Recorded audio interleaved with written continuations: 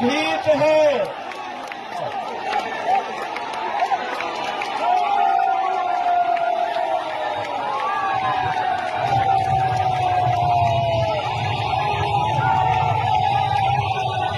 मौजूदा समय में शुभेंदु भाजपा की राज्य इकाई के नेता हैं।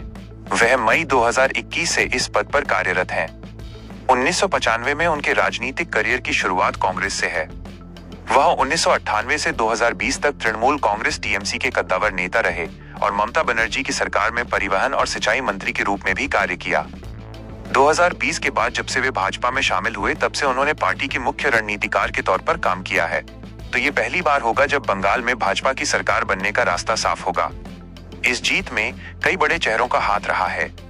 हालांकि इन सब में एक नाम ऐसा है जिसे बंगाल में भाजपा की जीत का सबसे अहम चेहरा माना जा रहा है। यह शख्सियत है नंदीग्राम से भाजपा विधायक और बंगाल विधानसभा में नेता प्रतिपक्ष शुभेंदु अधिकारी की, जो कि 2020 के बाद से ही लगातार राज्य में भाजपा को जिताने की कोशिशों में जुटे हैं। ऐसे में ये जानना अहम है कि आखिर शुभेंदु अधिकारी कौन है, उनकी राजनीतिक विरासत क्या है, शुभेंदु किस तरह बंगाल की राजनीति के लिए मायने रखते हैं, अलग अलग दलों में उनकी सियासत किस तरह की रही है, भाजपा में आने के बाद उन्होंने बंगाल में पार्टी को किस तरह बढ़ाया है, शुभेंदु अधिकारी कौन है, उनकी राजनीतिक विरासत क्या है। शुभेंदु का जन्म 15 दिसंबर 1970 को पश्चिम बंगाल के पूर्व मेदिनीपुर जिले के करकुली में हुआ था। उनकी मां का नाम गायत्री अधिकारी है। शुभेंदु बंगाल के एक बेहद ताकतवर राजनीतिक परिवार से आते हैं। उनके पिता शिशिर अधिकारी राज्य के एक प्रमुख नेता हैं जो मनमोहन सिंह सरकार में केंद्रीय ग्रामीण विकास राज्य मंत्री रह चुके हैं। पूर्व मेदिनीपुर क्षेत्र में उनके परिवार का इतना गहरा प्रभाव है कि उन्हें अक्सर इलाके का सियासी सम्राट कहा जाता है। शुभेंदु के भाई दिव्येंदु और सौमेंदु भी सांसद और नेता के रूप में सक्रिय हैं। शिक्षा के क्षेत्र में उन्होंने रविंद्र भारती विश्वविद्यालय से कला में स्नातकोत्तर की डिग्री ली है। कैसे हुई शुभेंदु के राजनीतिक करियर की शुरुआत? कांग्रेस में शामिल होकर पार्षद का चुनाव जीते शुभेंदु अधिकारी की राजनीति में एंट्री कांग्रेस के जरिए हुई थी। 1995 में उन्होंने अपने पिता के नक्शेकदम पर चलते हुए कांग्रेस ज्वाइन की। इसी साल वो पहली बार कांग्रेस के उम्मीदवार के रूप में पूर्वी मेदिनीपुर की कांथी नगर पालिका में पार्षद चुने गए थे। हालांकि शुभेंदु और कांग्रेस का साथ ज्यादा लंबा नहीं चला। 1998 में जब ममता बनर्जी ने कांग्रेस से अलग होकर अपनी नई पार्टी तृणमूल कांग्रेस का गठन किया तो शुभेंदु और उनका पूरा परिवार भी टीएमसी का हिस्सा बन गया।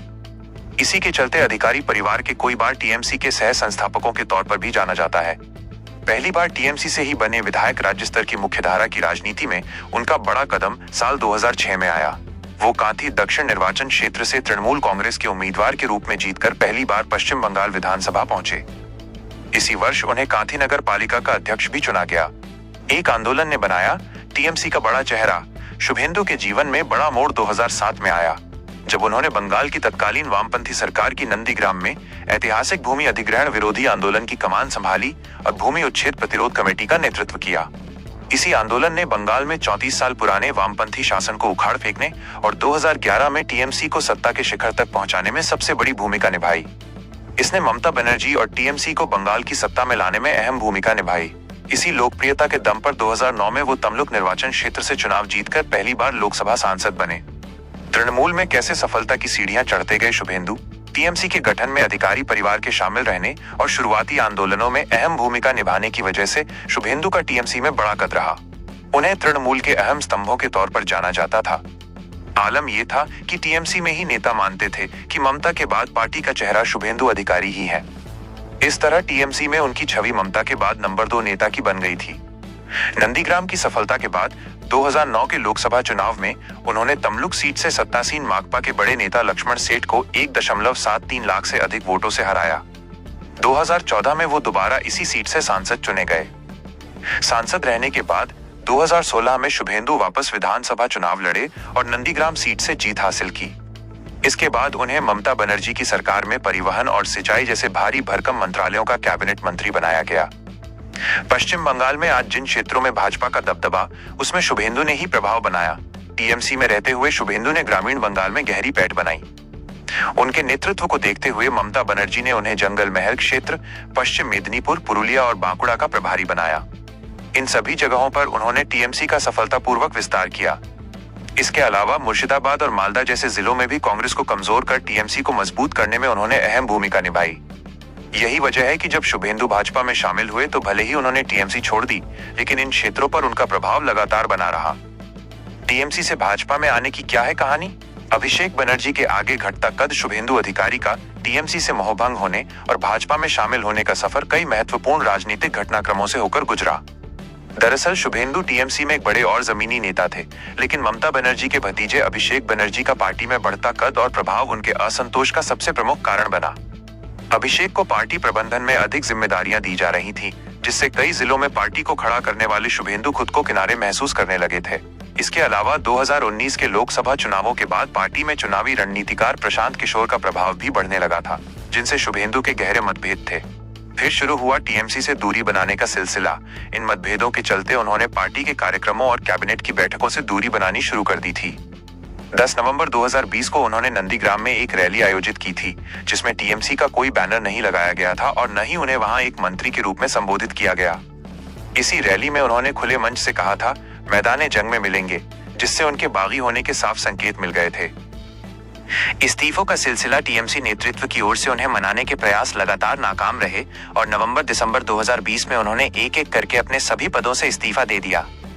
26 नवंबर 2020 शुभेंदु ने हुगली रिवर ब्रिज कमीशन के अध्यक्ष पद से इस्तीफा दिया। 27 नवंबर 2020 ममता सरकार में परिवहन और सिंचाई मंत्री के पद से इस्तीफा दे दिया। 16 दिसंबर 2020 विधायक के पद से अपना इस्तीफा विधानसभा अध्यक्ष को सौंपा। 17 दिसंबर 2020 आखिरकार तृणमूल कांग्रेस टीएमसी की प्राथमिक सदस्यता से भी पूरी तरह से इस्तीफा दे दिया। और फिर भाजपा में हुई एंट्री टीएमसी से सारे नाते तोड़ने के बाद 2021 के बंगाल विधानसभा चुनावों से कुछ महीने पहले 19 दिसंबर 2020 को शुभेंदु अधिकारी केंद्रीय गृह मंत्री अमित शाह की मौजूदगी में आधिकारिक रूप से भाजपा में शामिल हो गए। यहां उन्हें सीधे 2021 के चुनाव में भाजपा को जीत दिलाने की अहम भूमिका सौंपी गई। हालांकि तब तक बंगाल में भाजपा के कुछ और चेहरे भी सक्रिय भूमिका में थे। इनमें एक नाम दिलीप घोष और दूसरा नाम कैलाश विजयवर्गीय का था। ऐसे में 2021 के चुनाव में शुभेंदु को उतना दायरा नहीं मिला जितना उन्हें 2026 के चुनाव में मिला है। इसके बावजूद नंदीग्राम सीट से जब उन्होंने चुनाव लड़ने की घोषणा की और इस सीट पर मुख्यमंत्री ममता बनर्जी ने उन्हें चुनौती दी, तो शुभेंदु ने जीत हासिल करने में कोई कसर नहीं छोड़ी। उन्होंने ममता बनर्जी को 1956 वोटों के अंतर से हरा दिया। ममता को इस सीट पर हार के बाद भवानीपुर सीट से चुनाव लड़ना पड़ा और इसके बाद ही उनकी सीएम कुर्सी उनके पास रही। शुभेंदु की इस जीत के बाद उन्हें जायंट किलर के तौर पर पहचाना गया और भाजपा में उनका कद तेजी से बढ़ा। बंगाल भाजपा को कैसे जिताया चुनाव? विपक्ष के नेता की भूमिका। नंदीग्राम की जीत के बाद मई 2021 में उन्हें पश्चिम बंगाल विधानसभा में नेता प्रतिपक्ष नियुक्त किया गया।